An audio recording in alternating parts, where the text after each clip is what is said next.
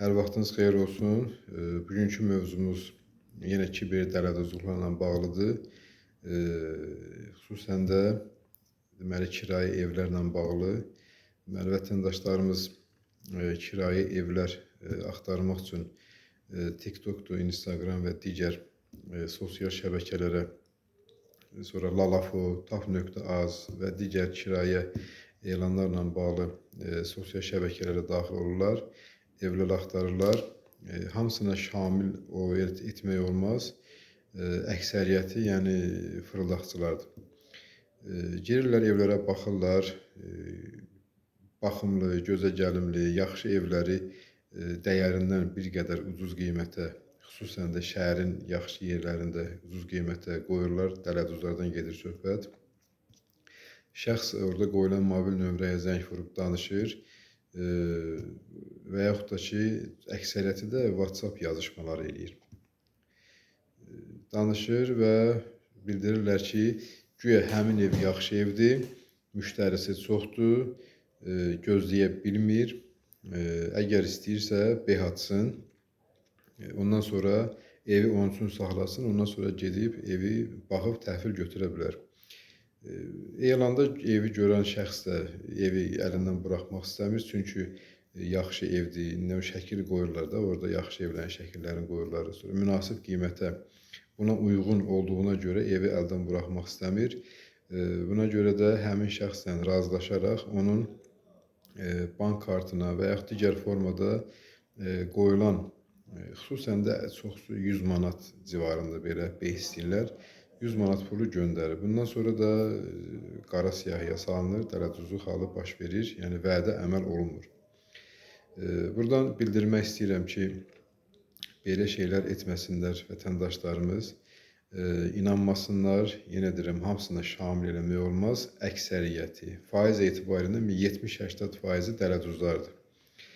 Evi götürmək istəyirsənsə, danış. Normal adam, normal makler, yəni bu işlə məşğul olan şəxs və yaxud ev sahibi ev yerində, adam ortalıqda, ged evə özün bax. Bəlkə şəkildəki ev deyil, tamam başqa bir evdir.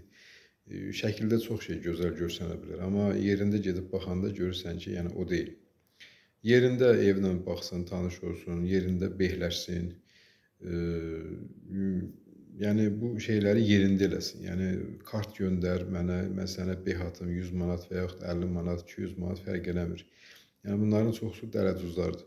Ən yaxşısı olardı ki, onu etməmişdən qabaq bir bilən şəxslə məsləhətləşsinlər.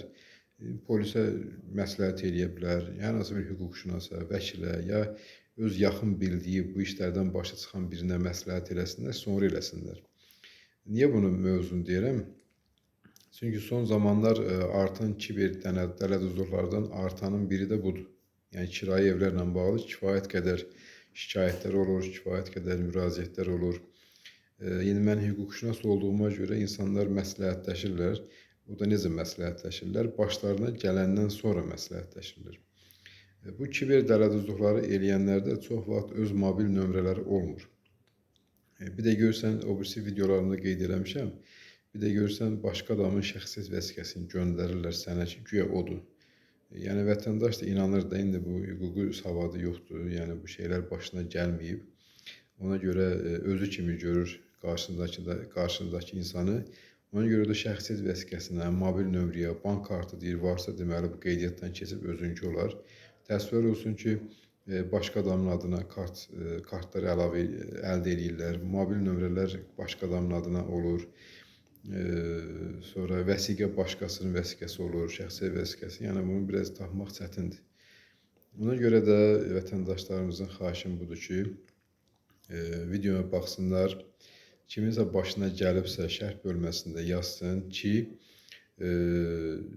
mən necə dəstək olmağa çalışıram, bu şeylərin qarşısını almağa köməklik göstərməyə çalışıram. Digər orqanlar kimi, digər şəxslər kimi şərh bölməsində yazsınlar. Onu görən şəxslər, yenə deyirəm, həmişə demişəm bunu, heç olmasa 10 nəfərin, 3 nəfərin, 5 nəfəri bu ziyandan geri qaytara bilsək, sizdir bizdir, nə xoş bizə.